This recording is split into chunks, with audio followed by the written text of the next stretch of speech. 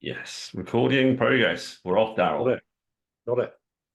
So this is going to be the most exciting and bestest podcast we've done. It's going to be better than the other four, in other words. It's a pretty high benchmark, isn't it? It is. So, right, I'm going to do some random stuff first. I've discovered that Pi, my AI assistant, can talk to me. Oh, So, Pi, you remember I was talking to you about Darrell Mann? So, don't keep me in suspense, Mike. I'm all ears for anything you want to share about your chat with Darrell Mann. Well, firstly, can you give me a recap on what he's famous for?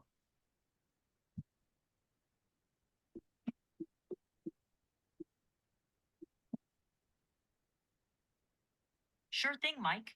Darrell Mann is famous for his contributions to the field of innovation, specifically his work in systematic innovation. He's a professor, the CEO of Systematic Innovation Limited, and has published numerous books and articles on the topic. He is known for his pioneering work in the field, including introducing the concept of perception mapping and developing a structured approach to innovation management that helps organizations drive innovation effectively and consistently. So, quite a big deal in the world of innovation. Okay, Pi, I'm not going to talk to you about him because I'm going to talk to him myself. So don't be jealous. Bye bye. Right. So well, how amazing is that? that is amazing. And this is the whole point, you see. In fact, probably I'm going to start doing the podcast with Pi rather than you from now on. Because I could just tell him to shut up and he does. I could do that.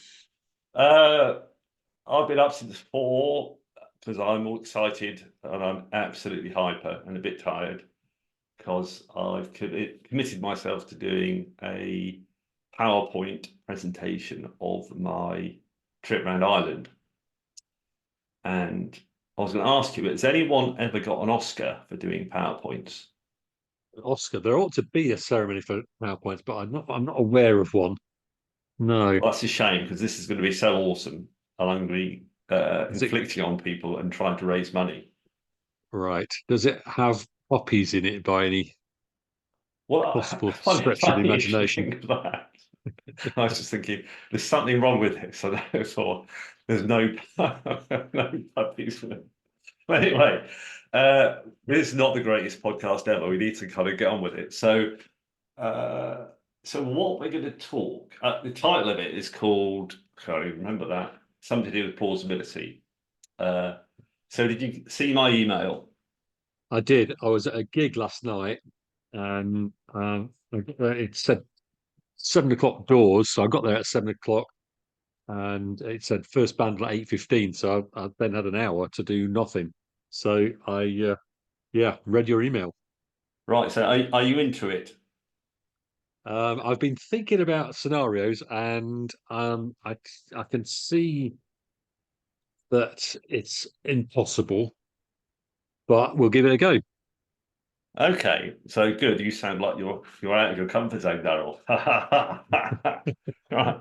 So it's going to start unusually with me reading stuff. So the whole premise of this is, I think it's fair to say we're worried that technology is going to do bad things to the human race because it's going so fast. And I thought rather than banging on about it and making everyone miserable, we would do a story, a novel. And I don't know, one morning I started creating this novel and it just seemed to flow. It was, after all the books I've been reading about biotech and AI and everything that's going on in the world. So, so I've given you, Darrell, which is part 2 of the book, the bit I thought of. And I've thought of another bit before that, which is kind of a lead up. So let's crack on. So we're starting in about 6 months' time. It's November the 3rd, and it's the eve of the presidential election. Oh, and Darrell, do buy in, because otherwise it's going to be a bit just me. So a video starts trending on X, formerly Twitter. So here's an aside. When are they going to stop calling bloody X formerly Twitter? Because it really starting to naff me off. You can't call it X, can you? It's just dumb. I know. So I reckon that's a contradiction, but we'll come back It to is. that in about 10 years. So this video is trending, and it's a video of the presidential spokesman, and he's strongly denying that Joe Biden had a meeting with George Soros to discuss a free trade and a free movement deal with Mexico and several other South American countries. The spokesman further goes on to refute the suggestion that the Biden administration will ban the singing of the national anthem in schools because of fear of offending transgender people. So within 40 minutes of it being released on X, formerly Twitter, it's clocked up 500 million views globally. So it's gone viral, as they say. So how does big tech react to this? And remember, it's the eve of the election, okay? So Facebook, who were in the news this week, did you catch that? I didn't know. I've been away. Been writing. I'm not the seen any news at all. They hauled. I don't know whether the Senate or the Congress. They hauled him up in front of their committee, as they do every year now. It's a bit of an annual show, and they like, this is kind of another trend in American politics. They get lots of families in because it's like reality TV. I mean, it is reality TV. Victims of people whose sons and daughters had died, and Facebook and other social media kind of echo chambers had been a major contributing factor. Right. So basically, Zuckerberg said, "Sorry, guys, didn't mean to do it." And then apparently the next day, he also celebrated the fact that they've made record profits. And the whole thing is just like, it's going to be like Christmas. It'll just keep going on. That's vaguely relevant. So the Facebook Ethics Committee is running around with their hair on fire. So what do we do? What do we do? So they very wisely decide that they're not going to do anything. They'll decide afterwards, after the election. So I think that's a good decision, actually, kicking the can down the road. It's always quite good. Don't solve the contradiction. Well done. YouTube they're absolutely pretty much sure that it's a deep fake, so they ban it. So immediately Fox News piles in and says it's election interference. YouTube have banned this video because they're part of the uni party. Have you heard that expression? Yes. Yeah, I think I quite like that. That's basically anyone who's not us is in the uni party. So meanwhile, the other people running around with their hair on fire are the Democrats. So they roll out Joe Biden and he makes a national address. And he says, "Well, it's not true. It's not my spokesman. It's a fake. And I've got no intention to enact these policies." And he's never met George Soros. So Trump is just sitting there, just with a big smile on his face. And he goes, "Well, obviously, if he's denied it, it must be true." So moving on, the next day, Mr. Trump is elected for the second time, and he's got a majority, a massive majority in both the House and the Senate. In other words, he has won bigly. Right. So he's now in power, which is quite plausible. So as dictator for the day, he stops funding Ukraine and he stops funding Israel. And he also issues executive orders ordering the state prosecutors to start compiling criminal cases basically against anybody who has slighted him over the last, well, forever. So how does the world react to this?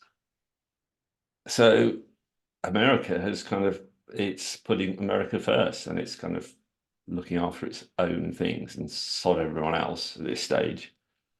So a Chinese-Russian peacekeeping force occupies Israel because the Russians aren't so busy anymore. And they quite like to have power in the Middle East. That's a good place to have power. Coincidentally, the Taiwanese government invites the Chinese in, and they occupy Taiwan. So I think there's some very good cyber attacks going on there, and who knows, they might have had a change of mind. That's certainly what the media is saying. What does America do? Well, nothing. so this is when the Chinese get really smart. They asked Mr. Trump to come and have a state visit. So he likes state visits, and he kind of fancies himself as the next Nixon. So off he goes, and the Chinese put on the biggest show ever. It's like better than the Olympic Open ceremony, and it's got and Trump loves this, the biggest military parade in history. So he's up at the front of all these rockets, big lorries of rockets on the things, probably with some sort of uniform. And it's the best day in his life by a million times. So they also show him around a bit, and they show him some of the things he'd be interesting, like the fact that they can see anybody anywhere and listen to what they're saying with all their CCTV surveillance stuff. And they show him the social credit scoring system. So he just thinks, yes, this is the way to be a boss. If you know what everybody's doing, if you know what your enemy's doing, you've got a lot of power. So he loves that. And this is I think this is really clever what the Chinese do here. They proposed a new trade deal. And all they want is access to high-tech chips, because that's one of the smart things Americans have done. They've banned access to them because America wants to keep a lead in AI, and there's a whole government policy in China where they want to be. It's a national goal to be a leading AI. So Chinese propose this deal, and they say, we'll invest in your factories, and you'll create loads of jobs, and you'll have an economic boom, and you're going to be the most popular president ever. Now, so they get what they want, and what they really want is a third term for Trump, because they can manipulate him, you see. So, and the only thing they're worried about is who can put Trump out of power, and it's potentially the military. Okay. So in their really clever move, they suggest an offer to fund the American military, and therefore to double the budget.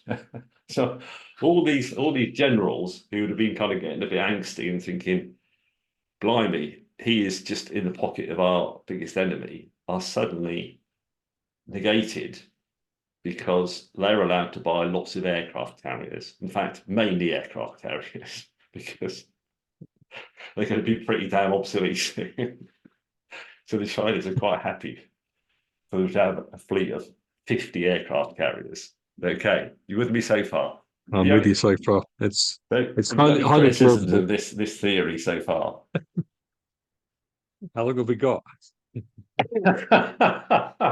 I'll take that as a no then. Fantastic. So Trump returns with a big smile on his face. Absolute. Well, he's good at boasting. I won't try and do it for him. Steve Bannon is given a 20-year sentence for wire fraud because he hates the Chinese. So they're going to put him away. So I'm going to skip that bit. Oh, yes, this is good. So Rudy Giuliani, who's the vice president, brings in some 5 signature laws. So firstly, the teaching of creationism is going to be compulsory in all schools. The US Mexican border is going to be protected by a 1 kilometer wide minefield. Antifa is declared a terrorist organization, and all people associated with Antifa lose voting rights. Because I don't think Trump is going to outright just declare himself a dictator. They'll just kind of gerrymander their way into being a de facto dictator. I think so.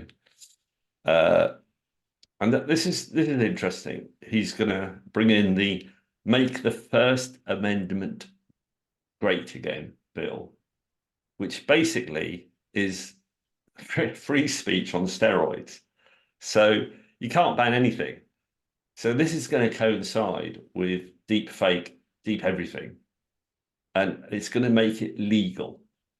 And I'll put this is the end of truth, because Trump likes working in a belief only regime. Okay, so truth is bad.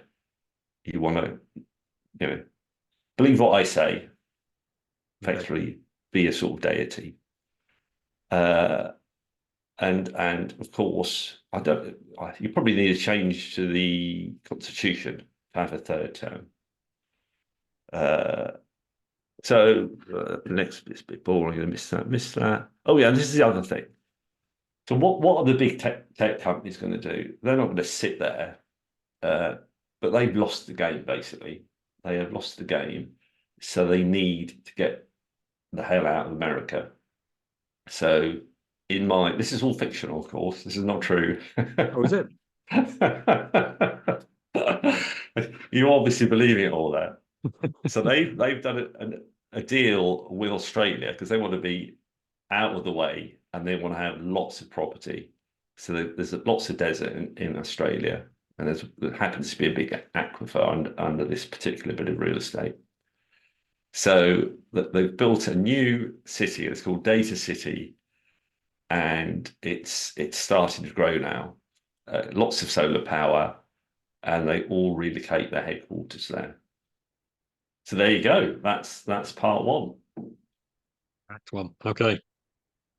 Completely plausible. Is that is the topic for today, isn't it? Plausibility. Well, no, really, really, it's the end of humanity and how it could be brought about.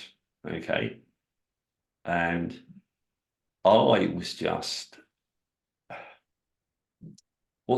firstly, it definitely doesn't require something called the singularity, where AI is more intelligent, more powerful than human. Because I think you can argue all day about when it's going to happen, whether it's going to be the next 5 years or the next 100 years or never. But we don't need that, and that's a big point, because I think the singularity is a bit of a thing you shouldn't really right now. You shouldn't worry about an earthquake when your house is on fire, that sort of thing. Yeah. Okay. I think it's worth saying that Ray Kurzweil, who first proposed singularity, now says there won't be one. I think he's copying the article I wrote 10 years ago, which said there won't be one. Ah, Darrell, you're contributing at last. So it's all I'm flowing so guessing at this nicely. point you're wanting me to say, well, why is that, Darrell? It's it's a long article. It was written a long time ago. But essentially, you can have a piece of software that can invent more stuff and do that forever, but that doesn't mean that everybody's going to deploy it or that people are going to use what it invents. It's a bit like Ray Kurzweil was saying, I'm going to live forever. Yeah, we're all going to live forever. Well, it doesn't work that way. You can invent a technology that will make it possible for an individual to live forever, maybe. But who's going to deploy that around the world? You've got to retrain all the doctors and blah blah blah. So all of the inertia in the system basically means that because you invented something in one place at one time doesn't mean to say you can disseminate it to everybody. It's you look at history and say, okay, well, yeah, how long did it take from that idea before it reached a critical mass of the population? And typically you're talking about hundreds of years. And I think even when it's a digital thing, like cellular phones, and it's decades. So, but humans, the pace of life is dictated by human life cycle, ultimately. Right. I need to read the article, Darrell. We'll link it, shall we? Oh, we can, yes, if you send it to me. I'll send it to you. Anyway,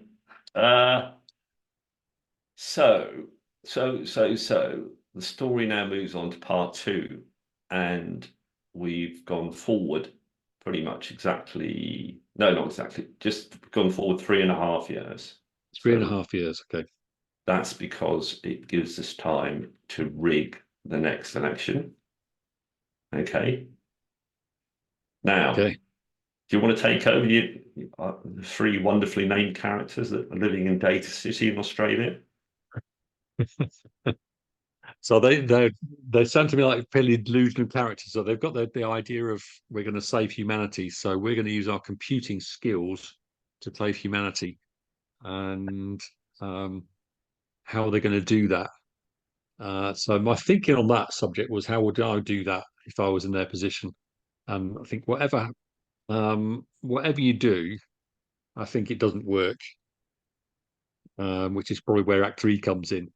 But given the scenario of you've got basically one superpower again, and they've got social credit system, so nobody can step out of line. I think the computer geeks take that over, and do things to protect themselves first of all. So they've got solar power. They're on an aquifer very conveniently, so they've got water, so they can look after themselves. But they can't stop people flying over and dropping bombs and whatever else on them. So they need to stop that.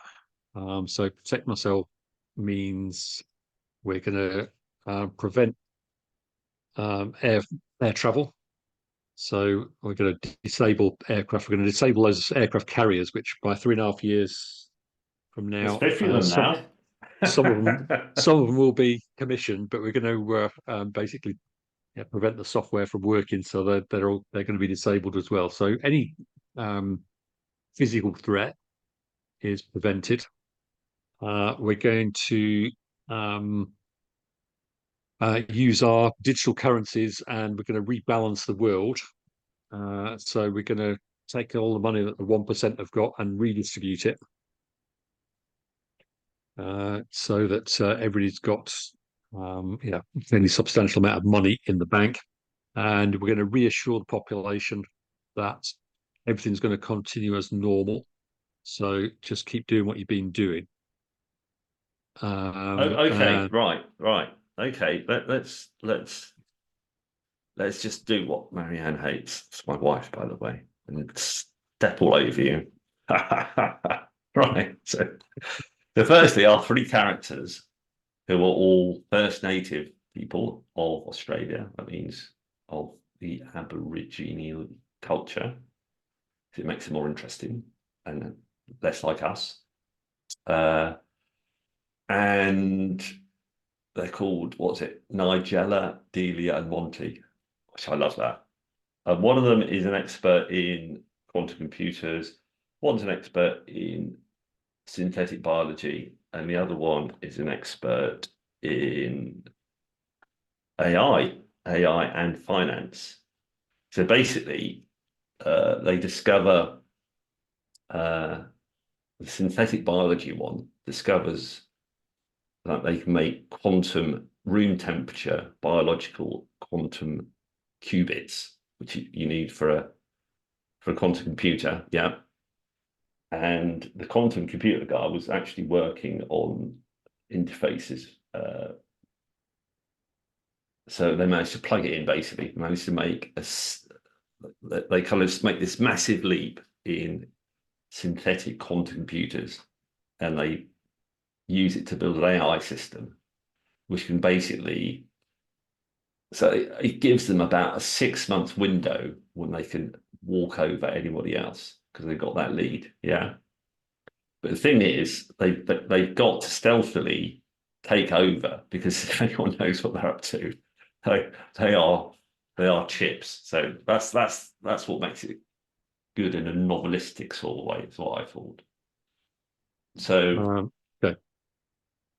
so there's a lot of bit mining going on there. So firstly, they can start doing that more efficiently and creating funds that way.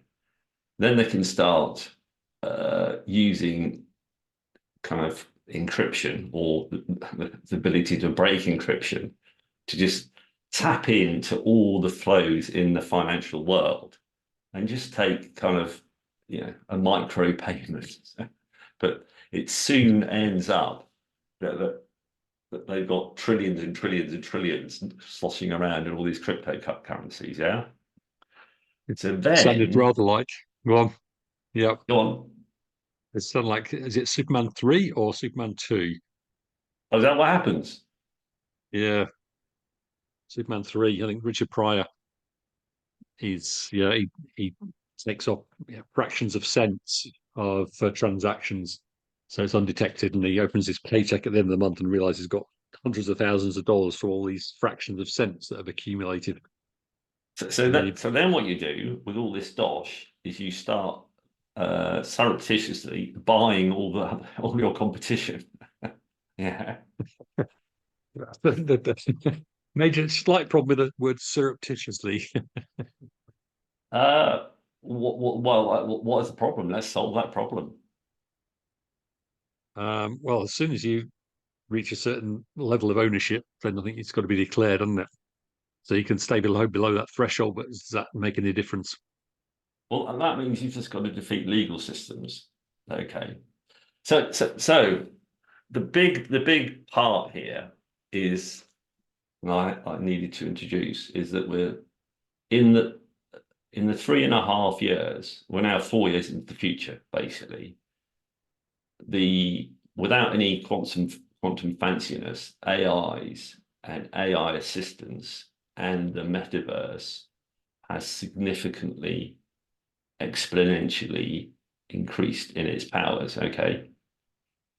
So cunningly, I introduced that little chat thingy at the start of the show. So I already wanted to be my best friend, but it literally, quite possibly in 4 years' time, is everybody's best friend. Okay. It is the thing you turn to for good advice when you're dealing with buying a house, buying a car, planning your career, because that's the thing that they're working on at the moment. And do you recall Mr. Mustafa of what originally OpenAI, no, not OpenAI, DeepMind, his new Turing test? Do you recall that? Yeah. Go on. Oh, blimey! Don't have to recite it. Tell the listener about it, Darrell. So we just stop the podcast for 30 minutes while I revise Mr. Sullivan's book. Oh, look, okay, I'll put you out of your misery. Basically, it says that, well, if you look at the Terminator, you get AI and it manifests itself in a physical, human-like robot thing to do its stuff. But of course, I think in one of them, it doesn't need to do that, because it just takes over the computer system, triggers off World War III, and fires all the missiles. Yeah. So the point is, so the new Turing test is over a period of, I don't know, 4 months. You have an AI which basically runs its own little business on Amazon or some equivalent platform. So it starts off scanning the internet, doing its market research, finding a potentially profitable gadget it wants to sell, and then it designs a better gadget, sends all the plans off to some fab house somewhere cheap in the world, who then start delivering it to a warehouse and start selling it. And I think, he said that it then makes £1 million. So it's quite possible the entrepreneurs in 4 years' time, if we get there, will be kind of helping their AIs to make the money for them.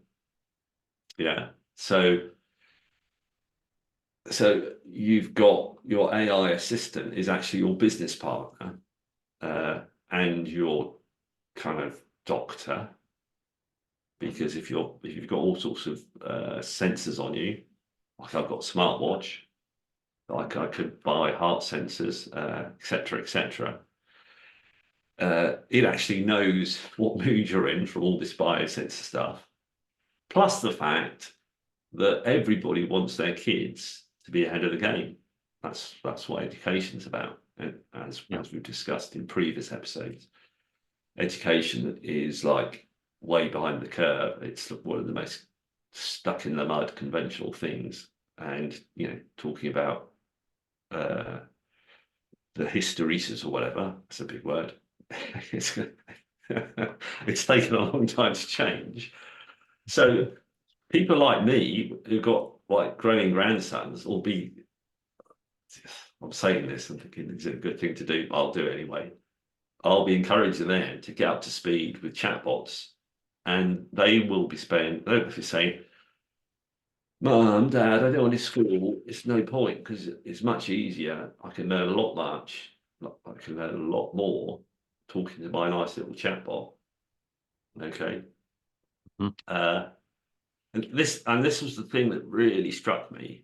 I was listening because I occasionally delve into the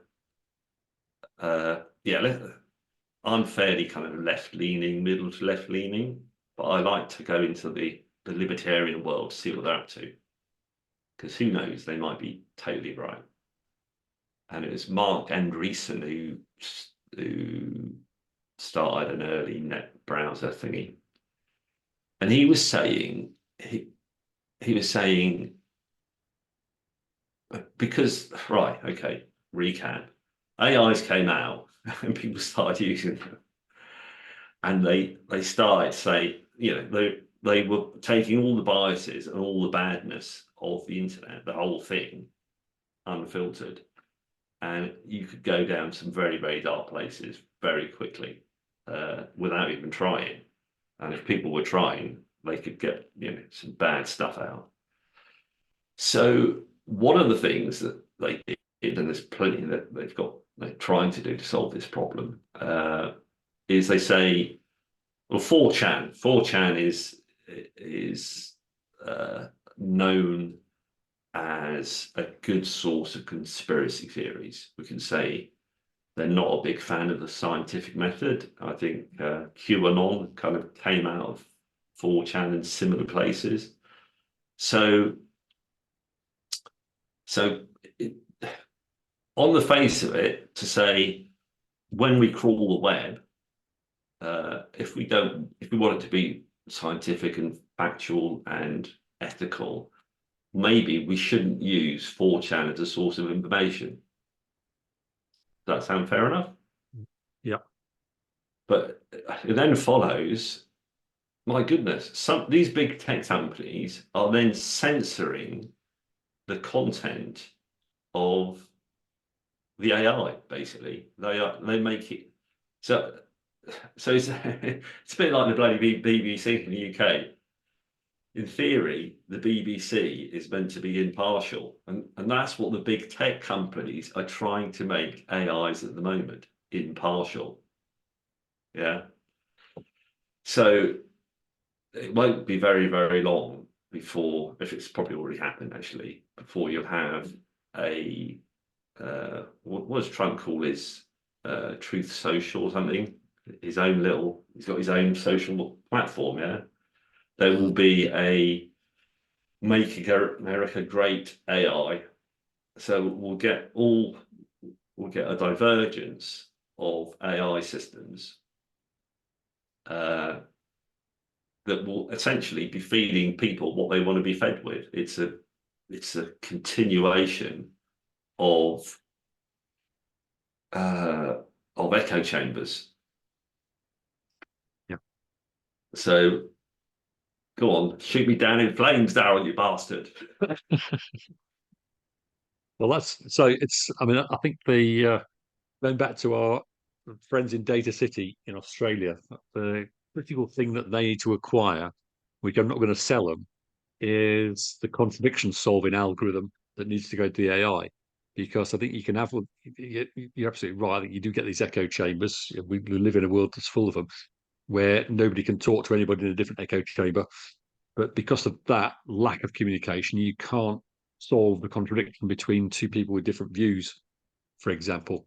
And so what you end up with is just a world full of echo chambers where nobody can communicate, and that's when society collapses.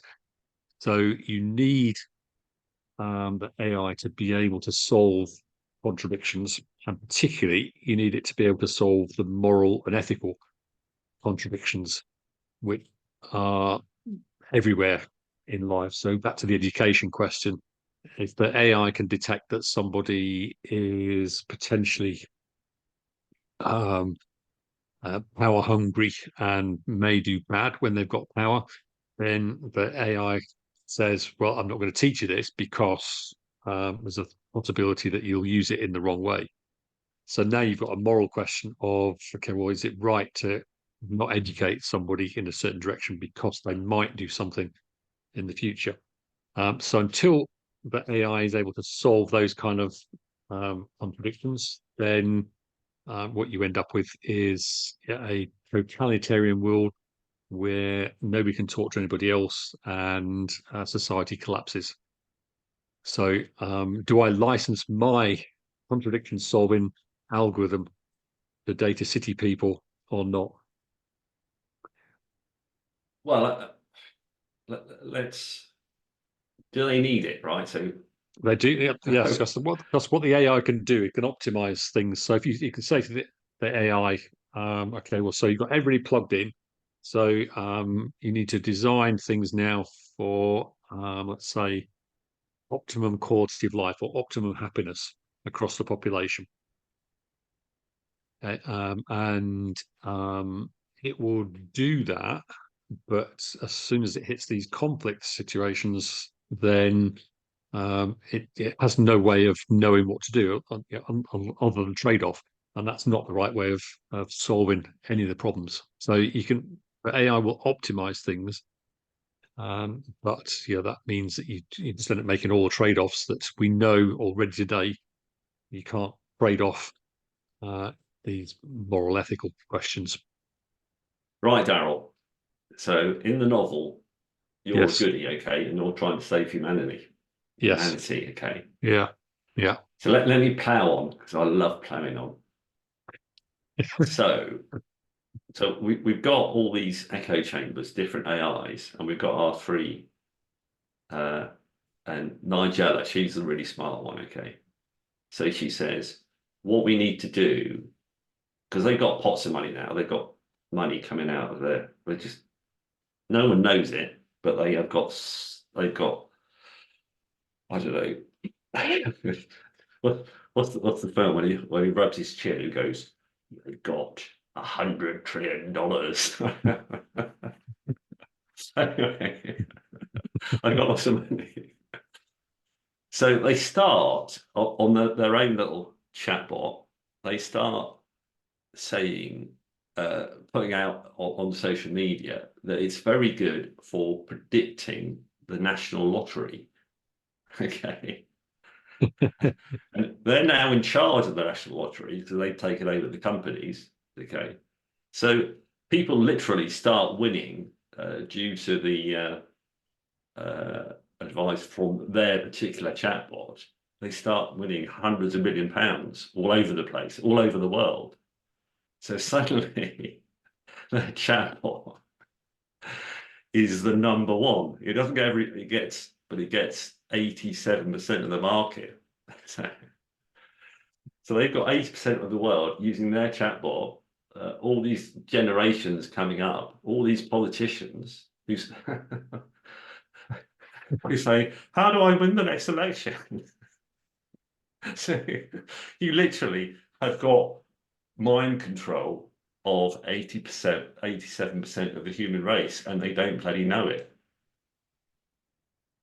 So how plausible is that, Darrell? How plausible is it? Well, we're almost there now, aren't we? I'm not sure about 87%, but I think um, I think the one of my ongoing arguments with people, libertarians, who say it should be free to let people to do themselves harm. So be no restrictions on sugar. There should be no sugar tax, for example. People can eat what they want. And yeah, to some extent, I agree. Yeah, people should be able to do what they want. But on the other hand, it's already not a fair fight in that the advertisers know us way better than we know ourselves as a population. So it's very easy to manipulate people into doing things which are against their interests. And I think we live in a world where that's already with us. I think it's very easy to manipulate people. I mean, I've done projects with clients where we've walked away in the end. But yeah, for example, how do you addict people to slot machines? Very, very easy. And I think once you understand how to addict somebody to anything, then you've got them. So I think we already kind of live in that world. Well, So here's a bit of evidence for that point of view, Darrell, because we've had an increasingly libertarian government in the UK for the past 13 years or whatever. And the news this morning, the headlines this morning, is a report that's saying the health of young children under 5 in the UK is now 30th in the league, and it's an absolute crisis. They're having their teeth pulled out at 5, and they're obese. And yeah, there's something missing when society is not looking after their next generation. yeah, but I mean you just identify and head on one of these moral ethical contradictions. So you should have freedom of choice, but at the same time you do not have freedom to effectively abuse your child by making them obese. The advertisers are also part of that story. So here's where the AI needs the contradiction solving engine that says, okay, well, when I hit those kind of dilemma situations, what am I going to do now? But we're in those situations. They're everywhere. Right. So continuing with our plot, I'm starting to lose the plot a bit now, because once it seems, if you were to get that technical logical advantage, yeah, and our three, Nigella, Dealey, and Monty, they're really nice people. They really want to do their best, but they have got so much power now. You just I think the real twist in it would be they actually managed not to screw the world up. Don't you think so?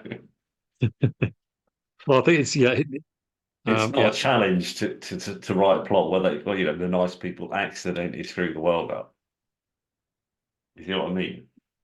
Yeah, I think it's the paper we did last year on extrapolating on the AI direction basically says you end up with most likely totalitarianism of one of 3 different flavors, or the vague outside possibility that you break through and solve some of the problems. But I think the plot so far with our 3 well-intentioned people, they feel a little bit like the revolutionaries that you get in life that are trying to do right wrongs that other people have done, but then end up being the new wrongdoers. Because I think it's the Will Store book. I think it's the status game. You're swapping one set of ideology for another set of ideology, and unless these wonderful threesome are determined to eliminate ideology, then you are literally just swapping one bad thing for another bad thing. Actually, let's pivot. Yes, let's do it. So one of the interesting things I find is that people in power lose they've got a sell-by date, if you know what I mean. Yeah. Some of the most intelligent, enlightened, inspiring people, this is general, but they tend to want to stay in power because, I don't know, I guess they must get addicted to it. And after, it must be such a high that they then what originally turned out as wanting to help people, that they're so convinced that they're the only person that can do it. Their top priority becomes keeping them in power so they can save everybody else. And it all goes a bit wrong. There's a negative feedback loop, I guess, involved in that. Yeah, I think again back to the Will Storr book. I think the last but one chapter talks about communism, and so the whole premise of the book up to that point is that we're all playing the status game in life, and so what you end up with is, okay, well, the only way to stop playing the status game is communism. So let's see what communism did. And it's a beautifully written chapter, I think, but it's basically a diatribe that says, well, they were the biggest evildoers of all, and you end up with trying to say that everybody's equal, and very quickly realise that doesn't work. So you end up with an even more tiered society where the person at the top is doing more and more desperate things to stay in power, as you say, and try and control things, and it just doesn't work. Yeah, so humans, unfortunately, our Stone Age brains mean that we all play these status games. So we all want the respect of other people. We all want privilege, and we all want to be top of the heap. I think it takes a lot of humility to say, let's not play that game. But I think one example is, I think if we had a society that was run by people like Jurgen Klopp, then I think we'd all be better off. So there's somebody who recognises that there is a shelf life. Which now, see, I'm tying it in. This is very clever. This is my DJ bit. So I've just been reading. Tying in something completely random over here. Well done. So I've just been reading Good to Great by somebody called Jim. Okay. Jim Collins, yeah. Right. Now, I reckon I can see your review right now. You always start with, I like this book because he recognizes that you must solve contradictions, but he hasn't realized about S-curves. Is that true? Is that true? Well, I think with Jim Collins, I think he's a great optimizer, but I think he's another one that's got a very partial view of the world. And I think one of the tests of those, is it a partial view, is you look at those companies that you described as great 5 years after the book, and are they still great? And I think with very few exceptions, the answer is they are not great. Yeah. Yeah, they are not great because they couldn't make the jump to the next S curve. But he did don't knock him too much, because he gave you an endorsement, because he said right near the end, he goes, you want to do and rather than or, basically. So, which is one way of saying you want to solve contradictions. It is a way of saying that. Yeah, I think it's yeah. Okay, I'll give him credit for that. I think it's one of those sentences that people, even when you've shown them all the tools for solving contradictions, they can intellectualize it, but they still don't get it. So I think both and win-win are cliches that I hear from senior leaders all the time. but the behavior that sits behind those phrases is still Yeah. You need to know how to do it. Yeah. It's no good just parroting it.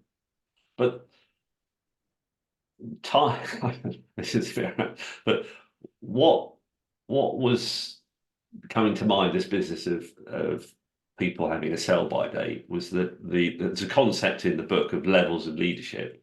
Okay. Yeah. And there's particularly level 4 leader and there's a level 5 leader, which is the best, but level 4 leader is your typical stereotypical Western, I don't know if it applies in other cultures, leader, who is, he kind of Tom Cruise, Tom Cruise playing a executive. He's got the charisma, he's got the intelligence, and what does he call it? He calls it the hero with 1,000 helpers. So basically, in network terms, he's the node, and everyone else just does what he talks, or what he wants them to do, which is great. How cliche is great as long as they're great, and it's not being as humans do literally have a sell by date. It's never going to last for longer than a lifetime of human. So better than that is a level 5 leader who's got humility, and that chimed with me because I've got world-class humility. So you're going to sail over to Australia Data City and nominate yourself to be the leader? Because I've got my level 5 certificate. Because I'm crazy, so I shouldn't have to be in charge of anything. So I was thinking, so Darrell, tell us about colours of leaders. Colours of leaders. Not leaders, colours of people. So there's the Claire Graves' thinking styles, value systems work, which has played a big part in what we do. So I think 8 different thinking styles. Freely speaking, we're all born with the same brain. As we go through life, then we experience certain problems, contradictions. If we successfully solve them, then our values change. And none of these thinking styles or value systems is any better than any other ones. They're simply the older you live, the more likely you are to experience these problems. So there's a correlation with age. However, the bulk of the population is at the 4th level, which is blue, which is an order mindset, which says that there's a right way of doing things, there's a wrong way of doing things. So it's a very black and white view of the world, very little tolerance for ambiguity. And if you look at the CEOs, the leaders in the world, then a fair chunk of them fall into that blue category. So they're kind of the leaders that are tasked with stabilizing things. So Jack Welch would be a classic, I would say, blue person. So obviously ambitious, but there's a right way of doing things, there's a wrong way of doing things. Everybody's going to do Six Sigma.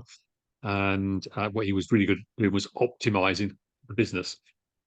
What he couldn't do was make the jumps. And for that, you need the orange leader. So orange is the second most dominant leader type. So orange is called scientific. It's now much more about calculation and recognizing that the world isn't black and white. There are many, many shades of gray. And so we're going to calculate, we're going to get the data, and we're going to calculate what's the best shade of gray for me. So to some extent, that orange person also can't make the jumps, but they think they can by altering the shade of grey and the calculation, and because they're very, very strongly motivated by being the biggest, the fastest. And part of becoming biggest, best, fastest is breaking the rules. And innovation is breaking the rules. So providing they can break the rules legally, and that tends to be one of the challenges with Orange, then they will create a successful company.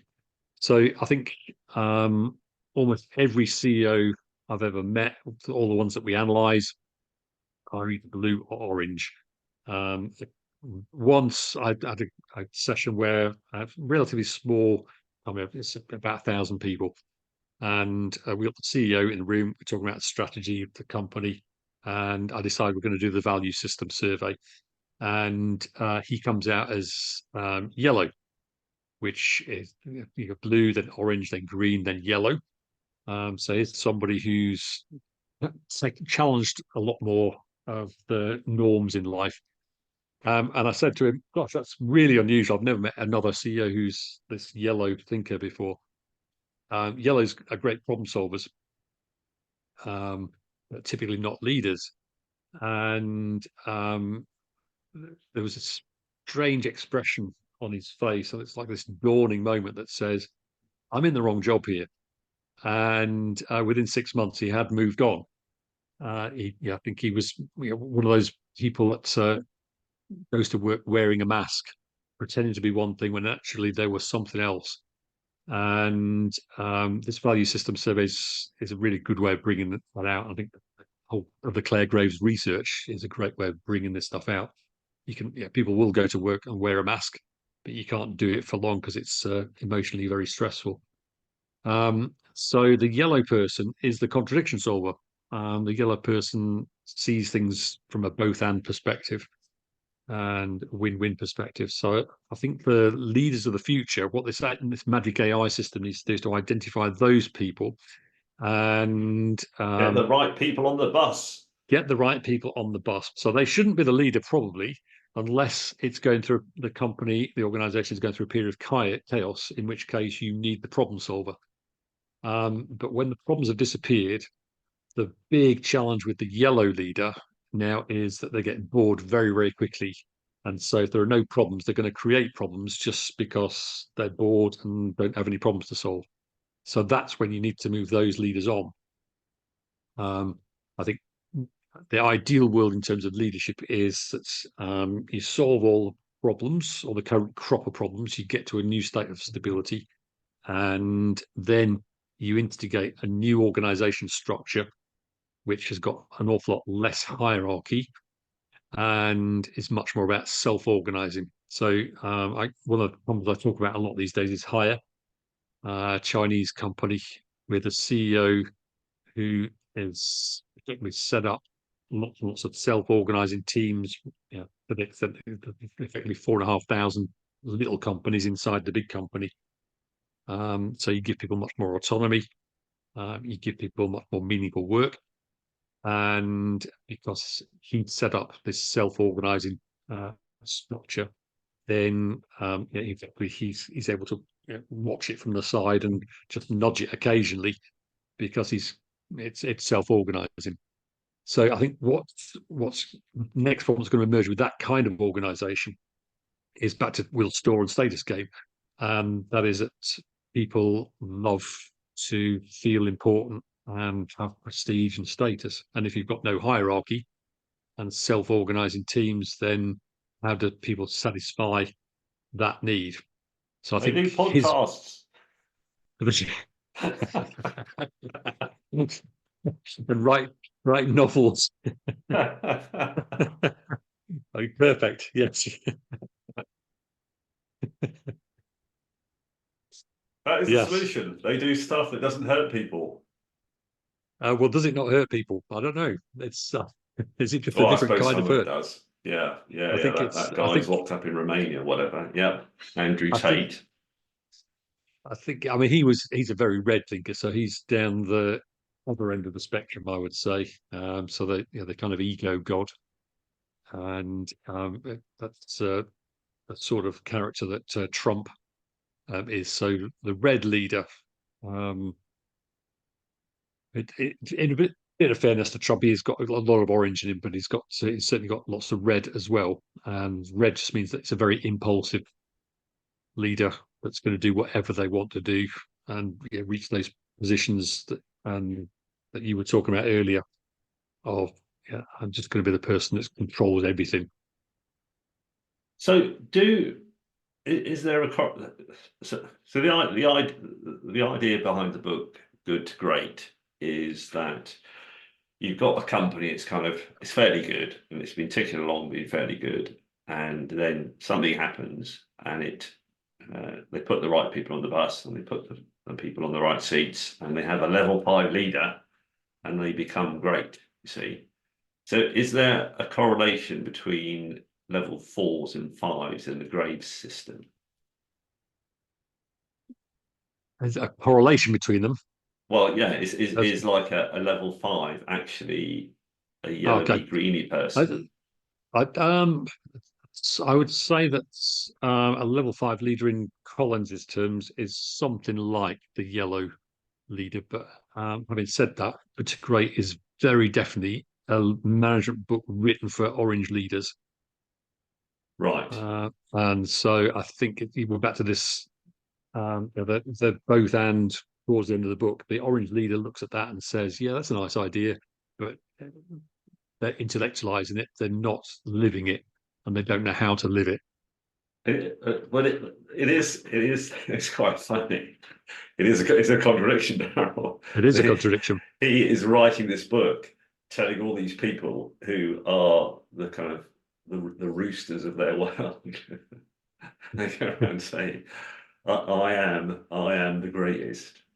Put me at the top of your organization because Yeah, I'm going to kick some butt." He's saying, yeah. I mean, don't if be ever like that. You're the wrong if person on the wrong seat in the bus. but I think if ever there was a management textbook written for that orange leader, it's Good to Great. It's just a big ego play. It's like how do you go from good to great? Well, you need the data, and you need to think in this kind of way. But I say he mentions both and towards the end, but he doesn't understand contradiction solving, and he certainly doesn't expect that those orange leaders that he's talking to that they're going to understand it either. And that's precisely why you look at those companies that were classified as great 5 years afterwards, and they're completely not great anymore. Yeah, yeah. So, Darrell, I reckon Yes, we've got to the end of another episode. with so many pivots, it's going to be impossible for anybody to follow anything other than the fact No, that it's totally the logical. novel. It just panned out exactly how I wanted it. So, was it our greatest episode ever? It was in the top 5. I think on that note, it's goodbye from me and Goodbye from him. cheerio, Dale. See you See later. you.